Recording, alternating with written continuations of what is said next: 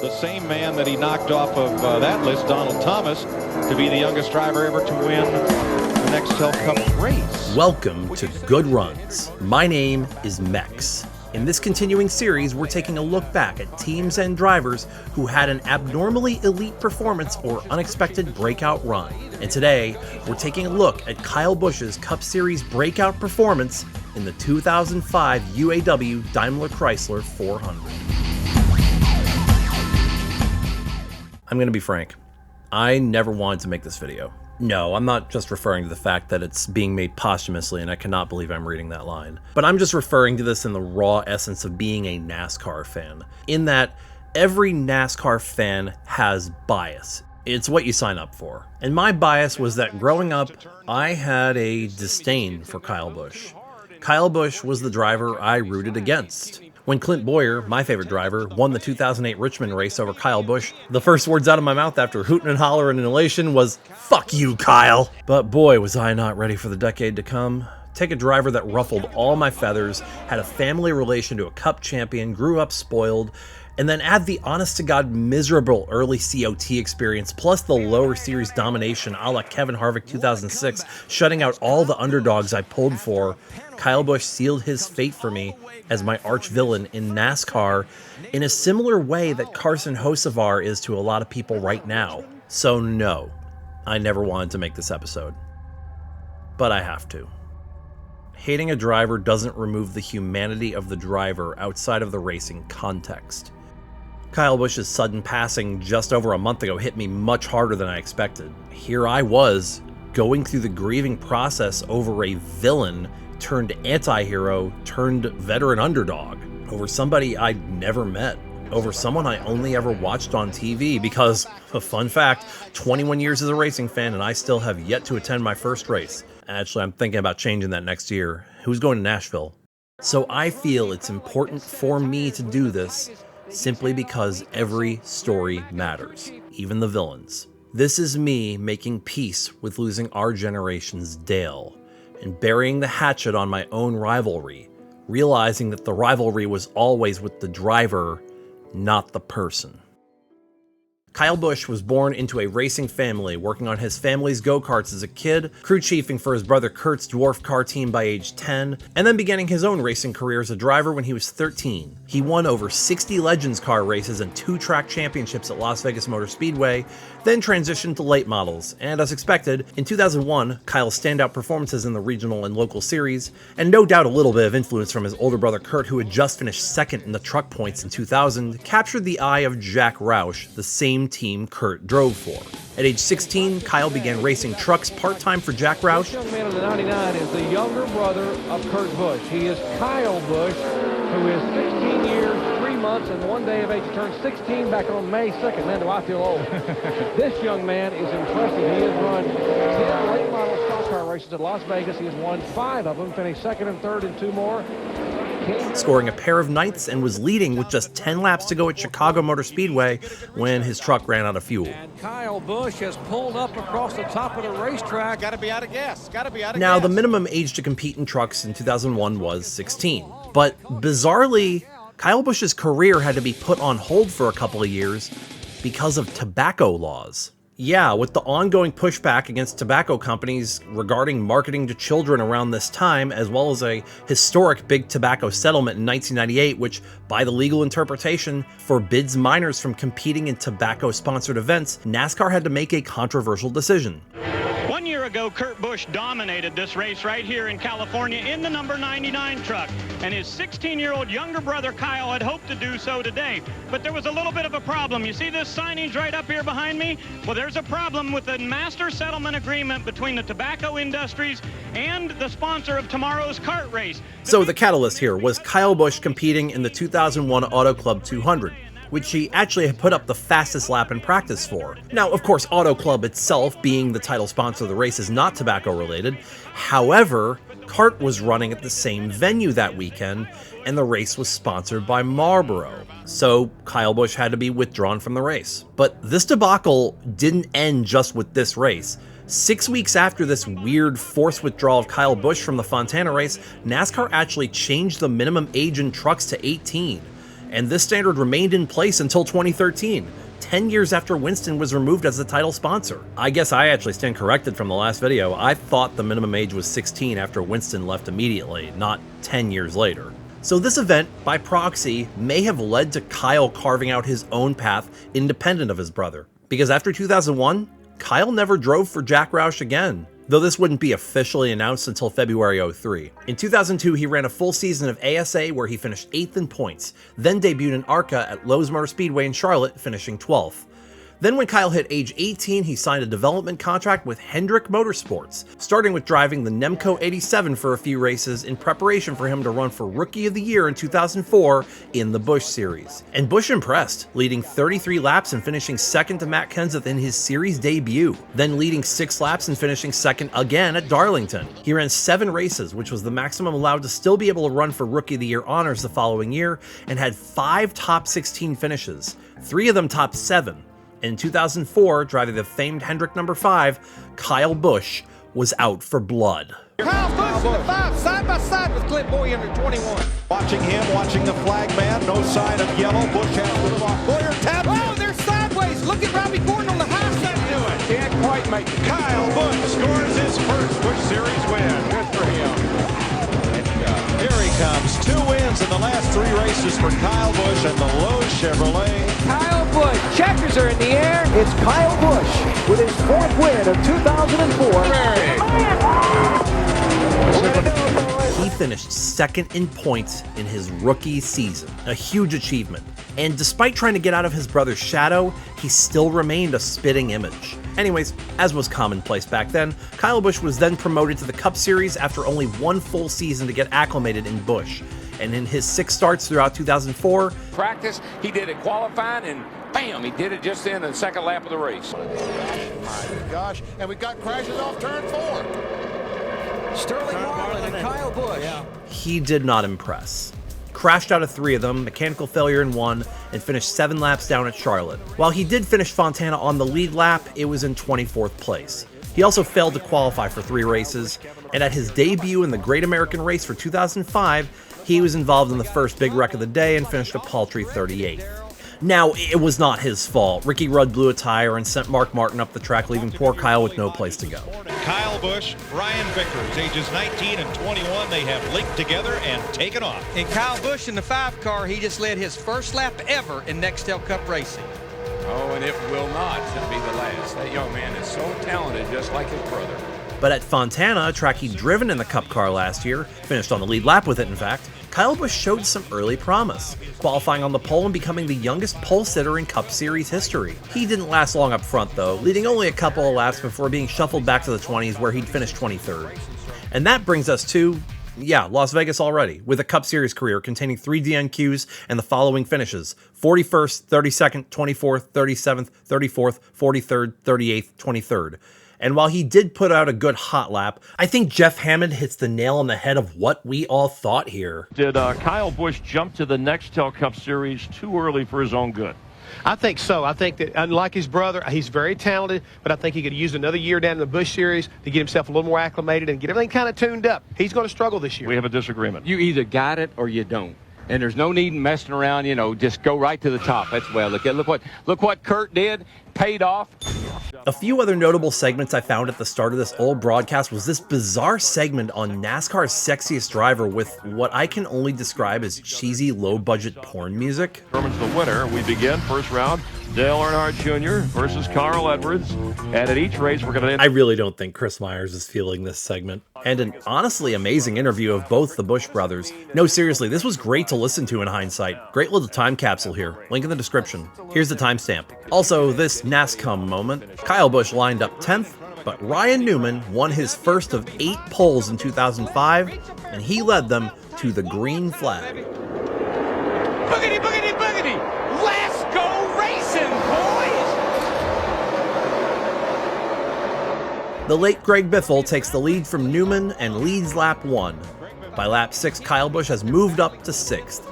On lap 9, get this, Travis Kvapil, another rookie on the tour for 2005, passes Ryan Newman for 3rd place. Caution number 1 of the day was drawn on lap 13 when Dale Earnhardt Jr. cleared himself and cleaned out Brian Vickers in the process. I wish I could blame Vickers for this, but I cannot. And this collects Bobby Labonte and Ricky Rudd. Race off pit road results in points leader Kurt Busch claiming the lead.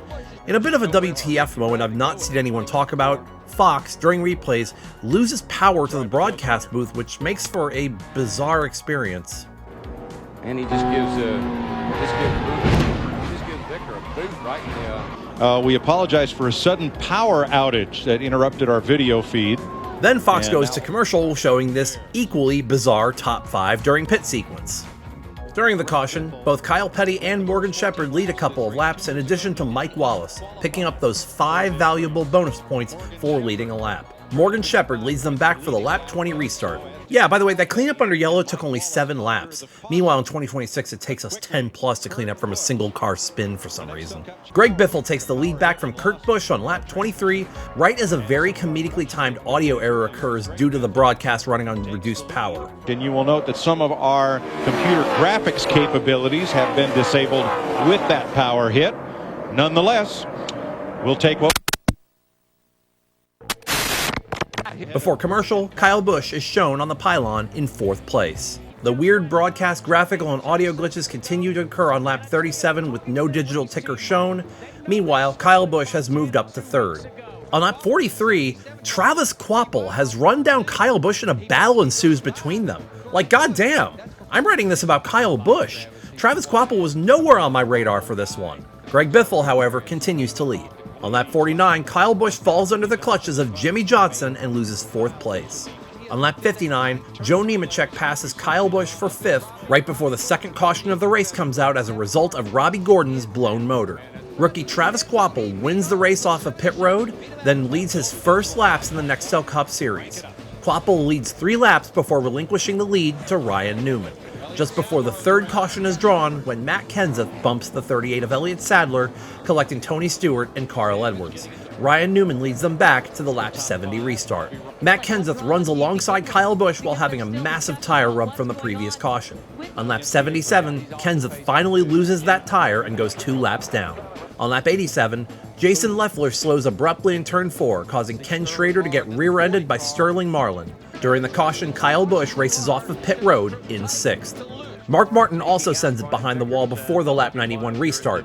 Matt Kenseth visually restarts from the lead on track, however he's listed as 1 lap down. Ryan Newman retains the lead, however. On lap 92, I am not kidding, Travis Kvapil runs down and passes Ryan Newman for the lead on pace. On lap 95, the CG Singular car performs an effective jump scare.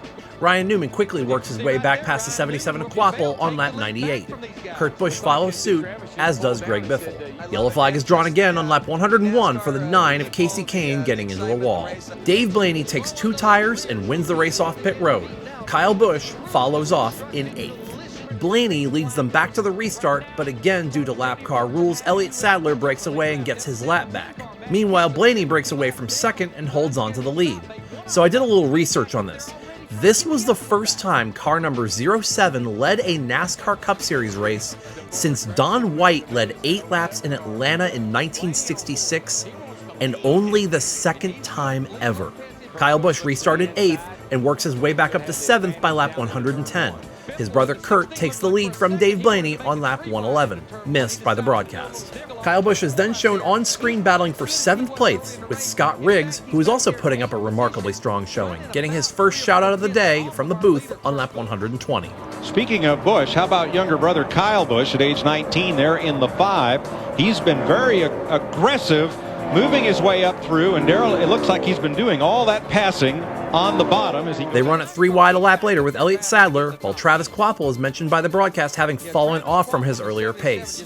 Kurt Busch continues to lead at lap 123 as the race closes in on halfway. The caution record is tied on lap 126 for debris. The lap 130 restart sees Kurt Busch out front with brother Kyle restarting around 10th. Kyle Busch works his way past Joe Nemechek for 9th and battles with Dave Blaney for 8th, clearing him on lap 136. Battle for the lead ensues on lap 147 as Jimmy Johnson runs down and takes it from Kurt Busch. On lap 166, Kyle Busch is shown on the ticker running 11th. The record-breaking 7th caution is drawn for debris again on lap 176, but this time the debris is actually shown on screen. Ryan Newman wins the race off pit road and Kyle Busch re-enters the top 10. Newman brings them back to the lap 181 restart. Jimmy Johnson battles with Ryan Newman for the lead on lap 182, finally taking it from him on lap 184. By lap 188, Kyle Busch has worked his way up to 7th. Kyle Busch is then given a shout-out from the booth as he works his way towards the top 5. Give a call to Kyle Busch, the driver with the yellow bumper there in the number 5, for a rookie with the added pressure of coming to race in his hometown in front of all of his longtime friends.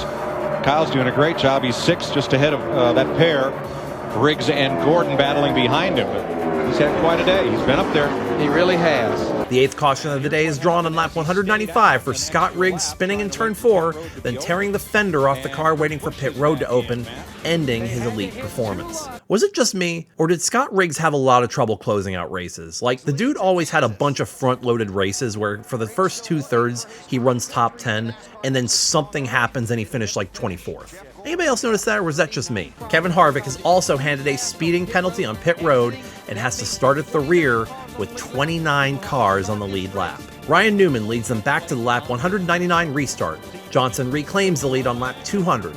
Kyle Busch is mentioned to be running 7th a lap later.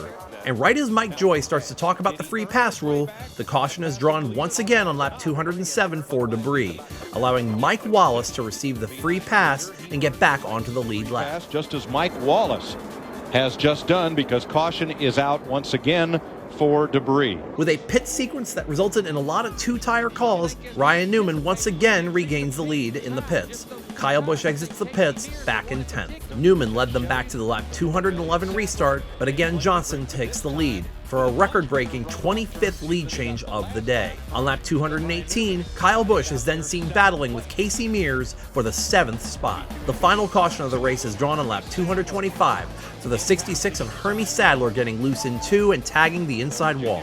Johnson finally won a race off pit road, and the race restarts with the Lowe's 48 out front with 39 to go. Kyle Busch now running 5th. With Johnson driving away, the battle ensues for 2nd between Jeff Gordon, Ryan Newman, Greg Biffle, and Kyle Busch. Kyle getting another shout out from the booth with 35 to go. And now he's got Greg Biffle. And how about Kyle Busch, the rookie in that 5?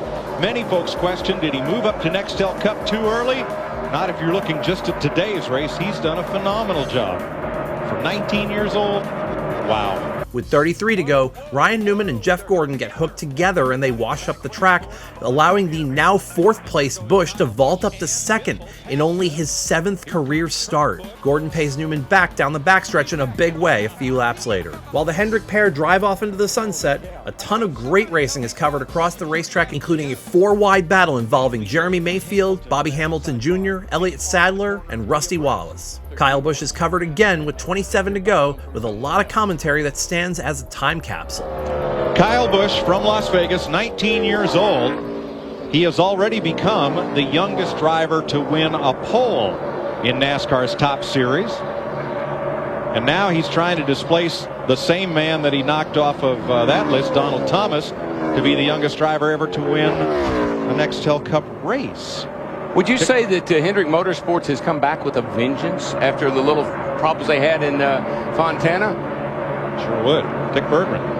Well, Kyle Busch's crew chief is no old guy either. Alan Gustafson, just 29 years old. How do you account for a young kid like this with so little experience, 2nd this deep in the race? It just speaks volume for everybody at Hendrick Motorsports and everybody at this Kellogg Chevrolet. They work so hard. We've got such great chassis shop, engines, great race team. You know, it's just a great organization.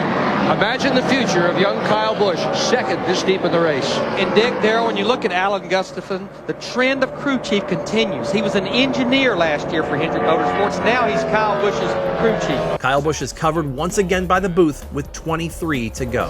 Darrell, you talked about it in the pre-race earlier today. We were looking at Kyle Busch in the 5 running 2nd. His brother, Kurt Busch, in the 97, our current champion. You mentioned it, his parents. Can you imagine how proud they are? What's going on just here today? I'm telling you, that's got to be big for their family. That's where you get all your, that's where they, like I said, you train them up at home and send them out on the road and see how they do. And these boys are making their mom and dad proud today. And it's hometown here in Las Vegas. Kyle Busch was offered a development program by Jack Roush to follow in his brother's footsteps, but the younger of the two brothers, Kyle, decided to pave his own way, signed instead with Hendrick Motorsports. And right now, he is second. Big brother is third. They are about 4 seconds apart on the racetrack. Shame to say that the elite run of Travis Kvapil in the 77 came to an end around 30 to go, and the reasoning was covered by the booth with about 11 to go by Jeff Hammond. It's always amazing to me, Larry, how critical it is as far as the fine line as we look at the 77 car. Same deal here. This young man was challenging for a top 5 finish and maybe even a win today, but a half a pound adjustment right there as we see Kyle Busch go under him and slide it back another position. But that's how critical and how much on the edge all these cars are set up. Kvapil would finish the race a lap down in 26th, but ran top 10 to top 5 all day. Elliott Sadler, who segued the coverage by Hammond, suffered the same fate. Now, as for Travis Kvapil, when I started watching this race, I did not expect this, and honestly, it deserves a shout out. I very well could have used Kvapil's run in this race as a candidate for this series had I known about it, as the finish doesn't really need to reflect the run for me to cover it, which is why Robbie Gordon in the spring Atlanta race in 2006 is one I have a pin in. Dude nearly freaking won that race. But it is a shame that the run didn't finish the way it should have. Also, good run for Casey Mears, who's now battling Ryan Newman for 7th with less than 10 to go. Jimmy Johnson puts the 38 of Elliott Sadler a lap down, while the 5 of Kyle Busch closes, and we learn from Mike Joy the source of one of Kyle's famous nicknames. Kurt Busch not gaining any ground on his younger brother, whom growing up, Kurt's nickname for Kyle was Shrub. You know, a little bush is a shrub. Well, Kyle now stands several inches taller than his older brother, and he's going to stand pretty tall leaving this racetrack today if he can finish this race in second place. A close call between the 48 of Johnson and the 22 of Scott Wimmer allows Busch to halve the distance between him and the 48. Johnson catches lap traffic with 6 to go, though Kyle Busch has to make up 1.3 seconds to catch the 48. Johnson manages to control the gap between himself and his rookie teammate and takes the win at Las Vegas. Kyle Busch earns his first career top 5 with a very impressive second place in his 7th career start. Now, Mr. Hendrick and Hendrick Motorsports, the engine shop. But it'll be Kyle Busch. Kyle Busch wins at California. There are no words that I can offer that can do justice to just what Kyle's career panned out to be. And at the beginning of this race, if a NASCAR fan had said Kyle Busch would be a 2-time Cup champion, the all-time wins leader for both Trucks and O'Reilly, win a championship after missing 11 races, and then tragically lose his life to a sudden illness in the midst of the twilight years of his career while awaiting his son to grow old enough to race trucks, you would have thought they'd been sniffing glue or something. But this race proved something. That the younger Busch was truly a fledgling talent of this sport, and this second place finish was only the first of what would be 254 top 5s and 394 top 10s in 762 starts. Like I said, I originally didn't want to make this video, because I didn't think there was a way I could romanticize the career pop-off of a driver I hated. But there are things that are more important than racing, and in this absolutely awful year we've had in racing with far too much death, all we can do is cherish what we love, learn to appreciate greatness while we have it, and celebrate those close to you every moment you are gifted. Now, I don't want this video to be morbid. God knows I have enough of those on this channel. But we truly don't know what day will be someone's last day. What day will be your last day? Do it for Dale. Fly like Rowdy. Be like Biff. And I can't find a way to insert into the quote, but also losing Ned Jarrett and Michael Annett this year really is just salt in the wound. You know, life has a funny way of making you question everything. The fact that Richard Petty outlived both Dale Earnhardt and Kyle Busch, that's a sentence I never thought I'd say. But if there's one silver lining that this has given me, is that Kyle Busch made me learn to love my enemies. There's not going to be a full outro for this video, and I'm leaving it with this quick compilation in honor of Kyle Busch's amazing career. See y'all next time, bye.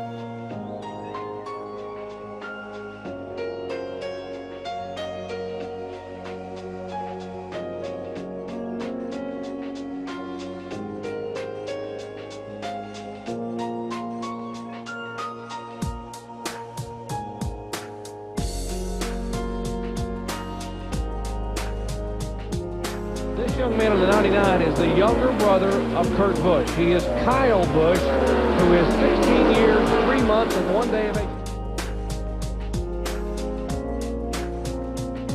Kyle Busch scores his first Busch Series win.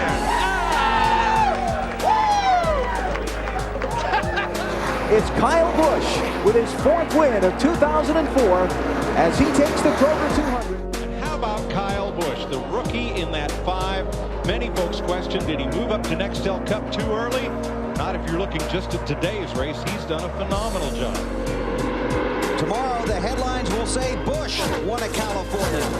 Here it is. But it'll be Kyle Busch. Kyle Busch wins at California. Yeah, get it. Benson's going to slide out of fourth. Sprague's going to slide out of fourth. And Kyle Busch is going to win this race. Kyle Busch brings it off the turn. Second win of the season. They're going to drag race to the finish line. Yes. Kyle Busch in the 5. Go and being a part of the 18 with interstate batteries on board. Looking forward to it. Coming to the checkers over here. That was Kyle Busch that said coming to the checkers over here. For the first time in Sprint Cup racing since 1954. Come on, folks, keep my hand. Foreign nameplates going to victory lane. Wild Thing wins. Yes. Kyle Busch. And Joe Gibbs Racing tame the Monster Mile. And here he comes to celebrate the championship in the finest style you can. They get it, they touch! They touch it, here goes Kyle! Hamlin's not on the ball! Hamlin spins down the racetrack, and Kyle Busch wins at California. No crutches necessary. Kyle Busch wins at Sonoma, and for the first time in Sprint Cup history, the Busch brothers finish 1-2. Kyle Busch is going to add his name to the illustrious list of Brickyard 400 winners. It's 30-year-old Kyle Busch. Tonight he earns his first Cup title. Kyle Busch, the 2015 NASCAR Sprint Cup champion. He is joining elite company. Kyle Busch is going to win his second Monster Energy NASCAR Cup Series championship. They both spin out. Kyle Busch, and Kyle Busch is going to win barely. Steals one. Kyle Busch will win his 100th Xfinity Series race, and it happens at Nashville. Kyle Busch will get his 63rd career victory in the NASCAR Cup Series. 69th victory in this series, your 5th right here. Why do these moments never get old, Kyle? Because you never know when the last one is, So